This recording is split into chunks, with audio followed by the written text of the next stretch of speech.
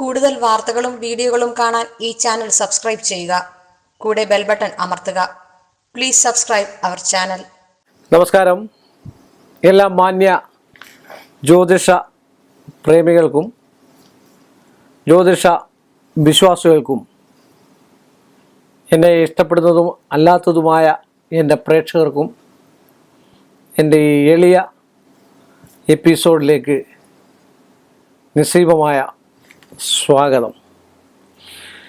മന്ത്രങ്ങളെക്കുറിച്ച് ഞാൻ കൂടുതൽ പ്രതിപാദിക്കാതിരിക്കുകയായിരുന്നു. കാര്യം മന്ത്രങ്ങളെക്കുറിച്ച് 2-3-4 മന്ത്രങ്ങളൊക്കെ ആയിക്കഴിഞ്ഞപ്പോഴത്തേക്ക് ഒരുപാട് ആൾക്കാർ കമൻറ്റും മറ്റു കാര്യങ്ങളൊക്കെ ചെയ്തിട്ട് ആ മന്ത്രം നമുക്ക് വേണം, ആ മന്ത്രം എങ്ങനെ വേണം, എത്രയോ ദൂരസ്ഥലത്തു നിന്ന് വരെ എൻ്റെ അടുക്കൽ ആൾക്കാർ വന്നിരിക്കുന്നു. അപ്പോഴൊക്കെ എനിക്ക് സങ്കടമാണ്. കാര്യം എന്തെങ്കിലും ഒന്ന് ചോദിച്ചു കഴിഞ്ഞാൽ നമുക്ക് പറഞ്ഞു കൊടുക്കാൻ പാടില്ലാത്ത പല കാര്യങ്ങളുണ്ട്. ഒന്നും നമുക്ക് ചെയ്യാൻ പറ്റില്ല. ചില മന്ത്രങ്ങളുടെയൊക്കെ എന്നെ ഇരുത്തി മൊത്തം എൻ്റെ കൈ നൂറ്റാനായിട്ട് ശ്രമിച്ചിട്ടുണ്ട്.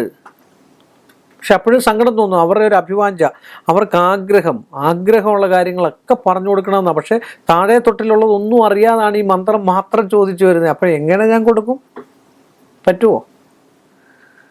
1-2 ക്ലാസ് പഠിച്ചിട്ടല്ല 10ാം ക്ലാസ് പഠിക്കാൻ പറ്റുള്ളൂ എന്ന് പറഞ്ഞ പോലെ. അപ്പോൾ മന്ത്രത്തിൽ ഇപ്പോൾ ഒരാൾ സംശയം ചോദിച്ചിരിക്കുന്നത് ഏറ്റവും ശക്തിമത്തായിട്ടുള്ള മന്ത്രങ്ങളും ഉപാസനാ രീതികളും ഒക്കെയാണ് ചോദിച്ചിരിക്കുന്നത്. അതിപ്പോൾ ഒരാൾ തന്നെ അടൂരിനടുത്തുനിന്ന് അദ്ദേഹം കമൻറ്റും ചെയ്തു, വിളിക്കുകയും ചെയ്തു, നിരന്തരം അങ്ങ് ചോദിച്ചുകൊണ്ടിരിക്കുക. അപ്പം ഞാൻ പറഞ്ഞു ഞാനതിനെക്കുറിച്ചൊരു എപ്പിസോഡ് ചെയ്യാം എന്ന് പറഞ്ഞു. അങ്ങനെയാണ് ഞാനിത് ചെയ്യുന്നത്. കാര്യം ഏറ്റവും സിദ്ധി ലഭിക്കുന്ന മന്ത്രം നമുക്ക് കൃത്യമായിട്ട് ഒരെണ്ണത്തിനെ പറയാൻ പറ്റില്ല. അതെങ്ങനെ സിദ്ധി ലഭിക്കുന്നു എന്ന് പറഞ്ഞു കഴിഞ്ഞാൽ ഇപ്പോൾ നമ്മൾ പറയുന്നു അത് പരീക്ഷിച്ച് നോക്കിയെങ്കിൽ മാത്രമേ അറിയത്തുള്ളൂ ഏത് മന്ത്രമാണ് സിദ്ധി ലഭിക്കുന്നത് എന്ന്. പക്ഷെങ്കിൽ ചുരുക്കി പറഞ്ഞു കഴിഞ്ഞാൽ ഗണപതി മന്ത്രങ്ങൾ മിക്കവാറും സിദ്ധി ലഭിക്കുന്ന മന്ത്രങ്ങളാണ്. ഓം ഗം ഗണപതിയേ നമഃ. അതിൻ്റെ ഋഷി, ഛന്ദസ്, ദേവത. ഋഷി എന്ന് പറഞ്ഞു കഴിഞ്ഞാൽ ആ മന്ത്രം ഉണ്ടാക്കിയിരിക്കുന്നത്, ആ മന്ത്രം ഉദ്ഭവിപ്പിച്ചിരിക്കുന്നത് ആരോ ആ ആളാണ് ഋഷി. ഛന്ദസ് എന്ന് പറയുന്നത് 36, ഇങ്ങനെ ഓരോ ഛന്ദസ്സുകളുണ്ട്. ആ ഛന്ദസ്സുകൾ എന്ന് പറഞ്ഞാൽ അതിൻ്റെ മീറ്റർ മീൻസ് എന്ന് പറഞ്ഞാൽ അതിൻ്റെ ചൊല്ലേണ്ടതായിട്ടുള്ള വിധം, അല്ലെങ്കിൽ അതിനെ ഒന്നിച്ചു കൂട്ടിയിരിക്കുന്നതായിട്ടുള്ള ഒരവസ്ഥയ്ക്കാണ് ഛന്ദസ് എന്ന് പറയുന്നത്. പിന്നെ ദേവത, അതിൻ്റെ ഒരു ദേവത സ്വരൂപമുണ്ട്. ഇപ്പം ഗണപതി തന്നെയാണ് ബാലഗണപതി, ഉച്ഛിഷ്ട ഗണപതി, ഒരുപാട് ഗണപതികളുണ്ട്. ഉച്ഛിഷ്ട ഗണപതി ഇതൊക്കെ എന്ന് പറഞ്ഞു കഴിഞ്ഞാൽ വിളിച്ചാൽ വെളിപ്പുറത്ത് വരുന്നതാണ്. പക്ഷെങ്കിൽ ഏറ്റവും കൂടുതൽ ഞാൻ പറഞ്ഞിട്ട്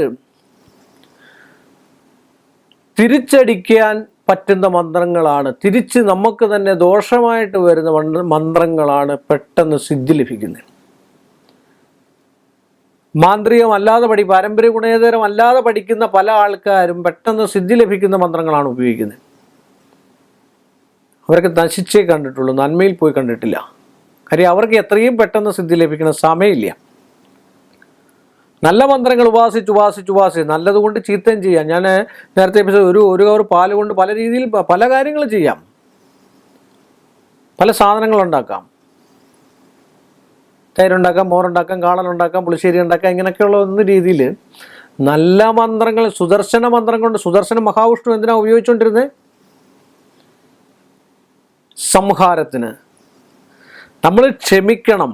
അത് ഭഗവാനും പറയുന്നത് അതാ, അങ്ങേയറ്റം ക്ഷമിക്കണം. അവസാനം ഒരു നിവൃത്തികേടും വരാത്തപ്പോഴാണ് ഭഗവാൻ ഈ സാധനം അങ്ങോട്ട് വിട്ടു തരുന്നത്, അല്ലേ? അപ്പോൾ അത് അദ്ദേഹം ഒരാളെ ഹിംസിച്ചു എന്ന് പറയില്ല, അല്ലെ അദ്ദേഹം മോശമായിട്ട് ചെയ്തെന്ന് പറയില്ല. ആ ആളിന് മരണം കൈവരിക്കണം. ആളത്ര മോശമായതുകൊണ്ടാണ് നമ്മളത് ചെയ്തത്, അല്ലേ എന്നേ പറയുള്ളൂ. അതുകൊണ്ട് ഇഷ്ടം പോലെ മന്ത്രങ്ങളുണ്ട് പെട്ടെന്ന് സിദ്ധി വരുത്താൻ പറ്റുന്നതായിട്ടുള്ള മന്ത്രങ്ങൾ. അങ്ങനെ പെട്ടെന്ന് സിദ്ധി കൈവരിച്ചിട്ട് കാര്യമൊന്നുമില്ല. ഏറ്റവും നല്ല മന്ത്രമാണ് ഗണപതി മന്ത്രം. ഓം ഗം ഗണപതിയേ നമഃ. ഓം ശ്രീം ഹ്രീം ക്ലീം ഗ്ലൗം ഗം ഗണപതിയെ വരവരത സർവജനമേ വശമാനേ സ്വാഹ എന്ന മന്ത്രം, ഇതൊക്കെ നന്നായിട്ട് സിദ്ധി വരുത്താൻ കഴിയുന്നതായിട്ടുള്ള മന്ത്രമാണ്. വശ്യഗണപതി മന്ത്രം. സം സരസ്വതി നമ, സരസ്വതി മന്ത്രം മൂലമാണ്. ഓ ഐംഗ്ലീഷ് സോ ഹ്രീം ഭദ്രകാളിയെ നമ മൂലമാണ്. ഓ ഹ്രീം ദും ദുർഗായേ നമ മൂലമാണ്. ഇതൊക്കെ നമുക്ക് ചൊല്ലാം.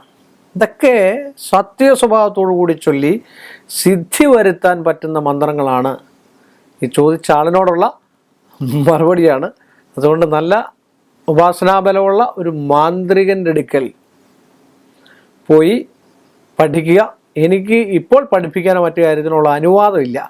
അതുകൊണ്ടാണ് ഞാൻ പറയുന്നത്, നല്ല സിദ്ധി ഉള്ള ഒരാളിൻ്റെ അടുക്കൽ ഗുരുമുഖത്ത് നിന്നും പഠിച്ച് നല്ലൊരു മാന്ത്രികനാകാൻ ശ്രമിക്കുക. നന്മയ്ക്ക് വേണ്ടി മോശമുള്ള ഒരു സാധനവും ഉപയോഗിക്കാൻ പാടില്ലെന്നാണ് എൻ്റെ അഭിപ്രായം. പക്ഷേ ഇന്നത്തെ കാലത്ത് പലരും പഠിക്കുന്നുണ്ട്. ഞാൻ മുമ്പേ പറഞ്ഞു, ഈ പാരമ്പര്യേതരമല്ലാത്തവർക്കാണ് ഈ അബദ്ധം പറ്റുക. കാരണം എന്താണെന്ന് വെച്ചാൽ അവർ പെട്ടെന്ന് കയറി ഈ പെട്ടെന്ന് സിദ്ധി വരുത്തുന്നതും ആൾക്കാരെ കയ്യിലെടുക്കാനായിട്ടും ഒക്കെ പെട്ടെന്ന് കയറി ആ മന്ത്രത്തെ പ്രയോഗം നടത്തിക്കള. അത് അവസാനം മോശമായിട്ടേ വരത്തുള്ളൂ. അതുകൊണ്ട് ചെറുതായിട്ട് ഫലം ഉണ്ടാകുന്ന പയ്യത്തിന്ന പനയും തിന്നാമെന്നാണ് പറയുന്നത് എന്ന് പറഞ്ഞ പോലെ പഠിച്ചെടുക്കുക. നന്മകൾ മാത്രം ഉണ്ടാകട്ടെ എന്ന് പ്രാർത്ഥിച്ചുകൊണ്ട് എല്ലാ മാന്യ പ്രേക്ഷകർക്കും എൻ്റെ നന്ദിയും കടപ്പാടും അർപ്പിച്ചുകൊണ്ടും നമ്മൾ തമ്മിൽ വീണ്ടും കാണും എന്ന് പ്രതീക്ഷിച്ചുകൊണ്ട് ഈ എപ്പിസോഡ് ഞാനിവിടെ അവസാനിപ്പിക്കുന്നു. കൂടുതൽ വാർത്തകളും വീഡിയോകളും കാണാൻ ഈ ചാനൽ സബ്സ്ക്രൈബ് ചെയ്യുക. കൂടെ ബെൽ ബട്ടൺ അമർത്തുക. Please subscribe our channel.